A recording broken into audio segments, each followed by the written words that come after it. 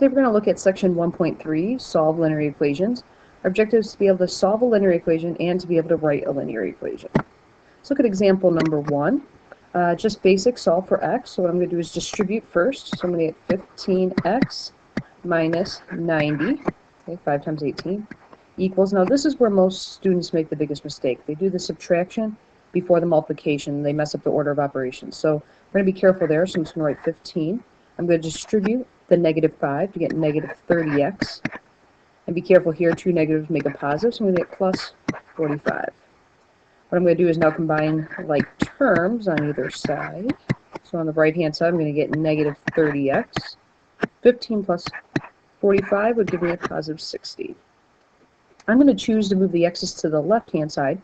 So what I'm going to do is add 30x to both sides. So when I do that, I'm going to get a total of 45x minus 90 is equal to 60. Okay. And then likewise, I'm going to add the 90 to both sides. So when I add 90 to 60, I get 150. Okay. My last step to get x by itself is to divide both sides by 45. So I'm going to get 150 divided by 45. You don't want to leave your answer like this because it's not simplified. So what I'm going to do is you could type this into your calculator, and it's going to give you a decimal. You could just hit math fraction if you want help with that, or use a fraction button on a scientific calculator. But I can look and see 15 goes into both of those. So that's going to give me 15 goes into 150 10 times, goes into 45 3 times. So I'm going to get a final answer of 10/3. In all of these, what you should do is take this 10/3, substitute it back into the x on the left-hand side, see what number you get. Then substitute it on the right-hand side, see what number you get. You can always do a check to make sure that your answers are right. There's no reason to ever get these problems wrong on any sort of test or quiz. Let's go on to example number 2. Very similar. What I'm going to do is distribute the 1/6 first, 1/6 x minus. Now, some people have a hard time if they don't have a calculator multiplying fractions. So what I'm going to do is make this a fraction times a fraction. The rule says we multiply the numerators, so 1 times 12 is 12, and then multiply the denominators. 6 times 1 is 6, so 12 divided by 6 is 2. Then plus 4 equals, again I'm going to leave the 4x and distribute the negative 3. Negative times negative again is a positive. I'm going to go and combine like terms on both sides. So this is going to give me a positive 2. Over here I'm going to combine the x's, so I'm going to get 1x. You can just write x if you would like. Plus 12. So now what I have to deal with, I'm going to kind of show this out a little bit more. I'm going to subtract 2 from both sides first. And you don't have to put the x's on the left-hand side. I know most people do, so that's what I'm going to do for you. So if I subtract 2, I get a positive 10. And now we're going to have to subtract this 1x over. Okay, remember 1x can be written as a fraction, 1 over 1, or 2 over 2, 3 over 3, 4 over 4. What I'm going to make this is 6 over 6. Because when I subtract 6 over 6 on this side, which again is equivalent to 1, now I have a common denominator. If I have 1/6 of x minus 6/6 of x, I get negative 5/6 of x. It makes it a little bit easier to do without a calculator. I do believe all of you guys should be able to do this without a calculator. You will be able to use one on any quiz or test, but it's nice to do the mental math. Now we want to get x by itself.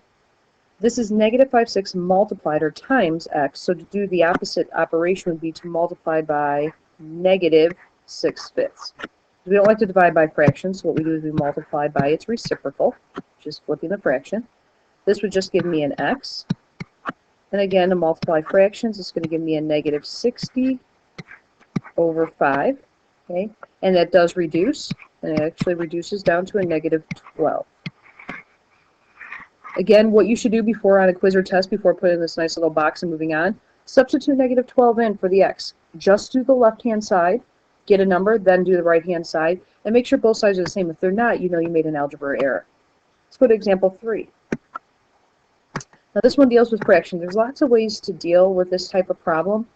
Since I just showed you how to do common denominators in the last problem, what I want to do here is work on a little technique of clearing fractions.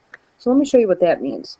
So I have x over 7 minus, I'm going to make this 4 over 1, equals 5/14 x plus, I'm going to make this 2 over 1. What I'm going to concentrate on are my four denominators here. That is a 1, sorry. So if I look at 7, 1, 14, 1, my least common denominator, my LCD, is 14. So this is a little technique you can use.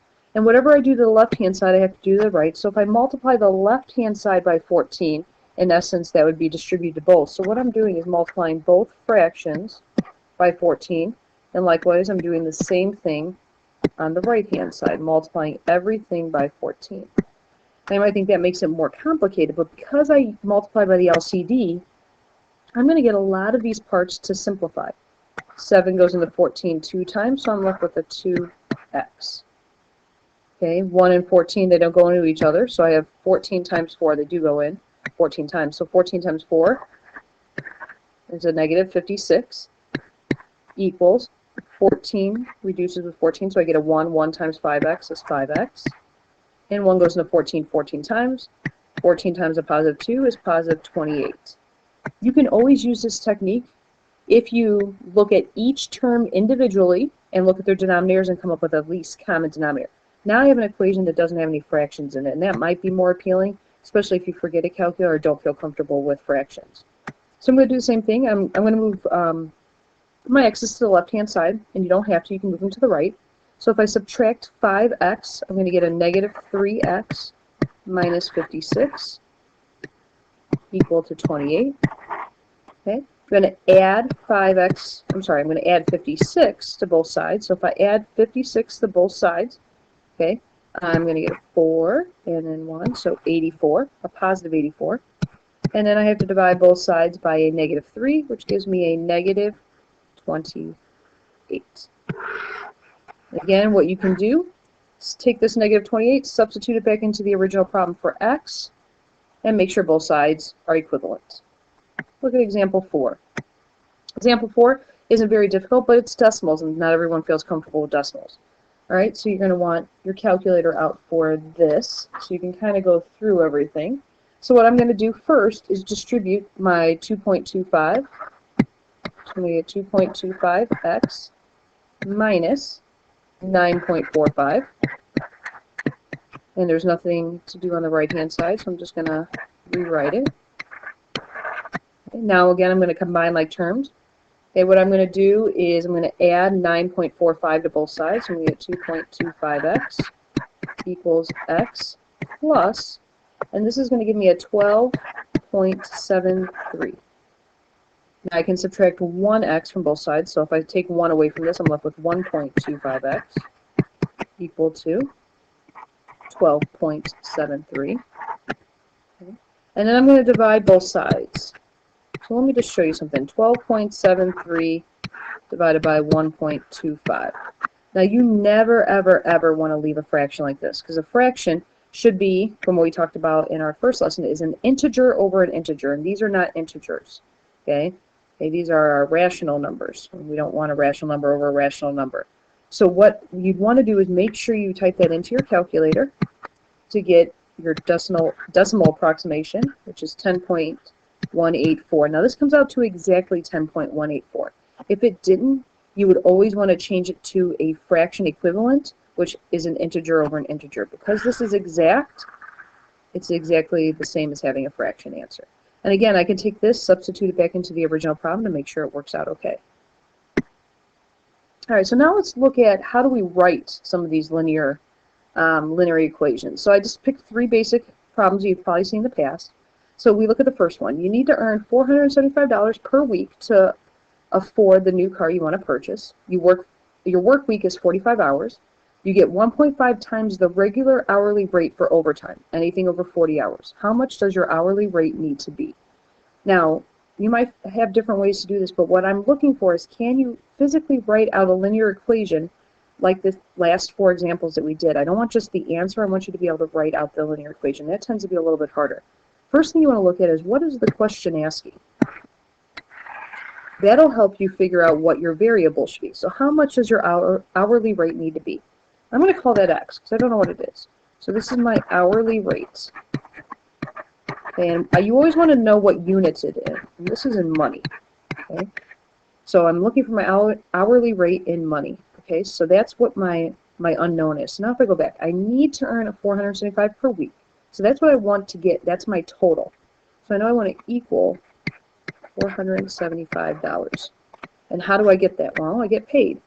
So I get paid for 45 hours, but they show us that it's broken up into two parts. And for those who don't understand what overtime is, a lot of times you get whatever you get paid per hour plus another half of it. So for example, if you get paid $20 an hour, okay, overtime would be 20 plus half of 20, which is $30 an hour. So it is nice to work overtime.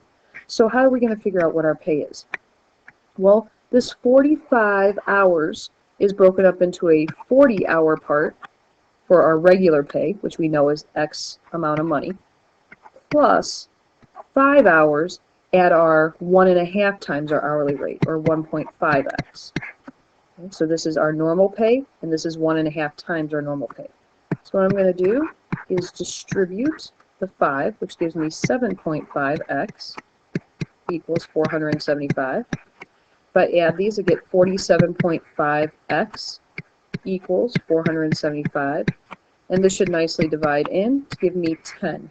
Now I don't want to just do this like I did in the last problems, because now we're answering a word problem. We want to use words. We're not just looking for x. They didn't ask for what x equals, because I made that up. How much does your hourly rate need to be? Well, we would need $10 per hour, and that is the answer that I would look for. Okay? Let's look at number 2. The bill for your car repair was $265.74. The cost for labor was $52 per hour. The cost for materials was $135.74. How many hours did they work on your car? So again, let's think about what they're asking us for. So what don't I know? Okay, I'm going to call that my x. A number of hours. Okay, and my units is hours. That's already kind of in there. So let's see. The bill for it was a total of $265.74. Okay. So, what I know, how did we come up with that? Well, it came up from two parts. The labor, okay, which we give them $52 per hour, plus the materials, which is $135.74. Now, what we can do, there's a couple of different techniques here. Now, these are really easy numbers because these are basic, but just like we cleared fractions, we can clear decimals as well if we ever wanted to. So what we could do, if you don't like decimals, is you could think, well, this one needs to move over 2, this one needs to move over 2, but I can't just pick and choose which ones. I could add 2 zeros to this, and then I have a problem with no decimals. But this problem's too easy probably to do that. So what I'm going to do is subtract my 135.74 to try to get the x by itself. Nice that the cents line up. So I'm going to get 52x is equal to 130. Okay, and then divide both sides by 52. Now, I wouldn't want to leave the answer like this. Okay, doesn't really make sense. We'd want to reduce it anyways. And if I type this into my calculator, I'm going to get this. 5/2. Now, if someone asks you how many hours they work, you probably wouldn't say 5/2 hours. So this problem makes more sense than if they ask how many hours, to make it a decimal. So I would say, how many hours do they work on your car? 2.5 or 2.5 hours. And that would be your final answer. Okay. So our final example. This might be the most difficult to set up if you don't remember a simple formula that I know you've seen in the past.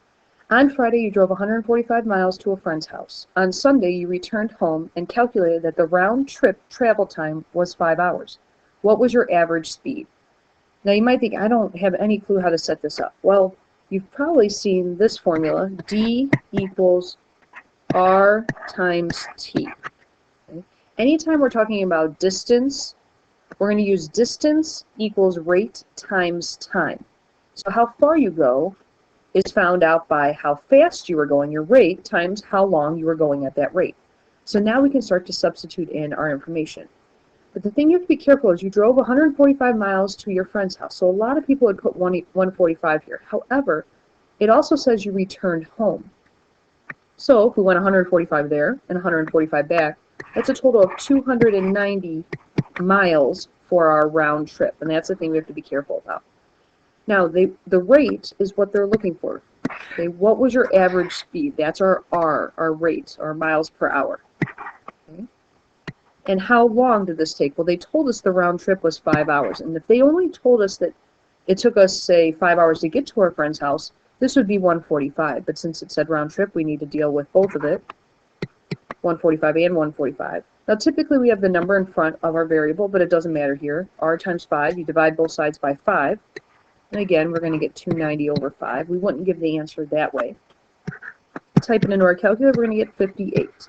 But again, it didn't ask for R, it asked what was your average speed in words. So this is a rate, and when we drive, we go miles per hour. And we get 58 miles per hour. Hopefully you feel a little bit better about solving linear equations and being able to write a basic linear equation. If you have any questions, ask in class.